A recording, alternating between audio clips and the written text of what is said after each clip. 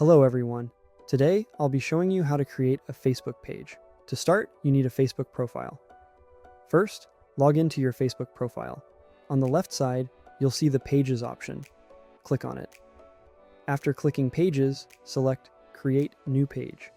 Now, you'll need to enter some basic information, including the page name, category, and bio.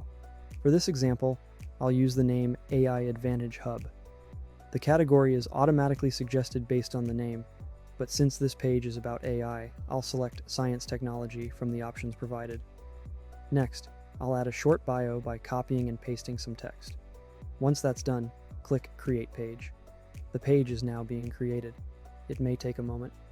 Now that the page is created, we need to complete the basic setup. If you have a website, phone number, or email for your business, you should add them here. If your business has a physical location, you can also enter the address and business hours. For example, if it's a restaurant with set hours, e.g. 8 a.m., 10 p.m., enter those details. If your business is always open, select Always Open. After entering this information, click Next. Now, it's time to choose a profile picture. I have a few images generated by ChatGPT, but they're not here yet. Let me download one. Now that I have the image, I'll upload it as the profile picture, followed by adding a cover photo. Next, we have action buttons. These allow visitors to take specific actions on your page, such as book now, sign up, or start order for restaurants. If your business sells tickets, you can select Get Tickets. If you run an online shop, choose the appropriate option. For this example, I'll select the Send Message button so people can contact us directly. Click Save to apply the changes. Now the button is set up and visible on the page. You can also connect your Facebook page to a WhatsApp number. This allows visitors to contact you directly via WhatsApp. If you want to enable this feature, enter your phone number. For now, I'll skip this step. Facebook also lets you build an audience by inviting people to like your page. You can do this from here, but I'll skip it for now. Once your page is set up, you'll receive notifications on your Facebook profile. If you enable this option, you'll get updates directly on your personal profile. You can also choose to receive promotional emails related to your page. I'll select all the notification options and proceed. That's it. Our Facebook page is now set up. If we go to the news feed, it looks like this. If we check the profile, it appears like this. You can also use the View As option to see how others will view your page. Now, let's go over how to edit page details. You can update information directly from your page or through the settings menu. If you edit your page from here, you'll find options to change the profile picture, cover photo, and author details.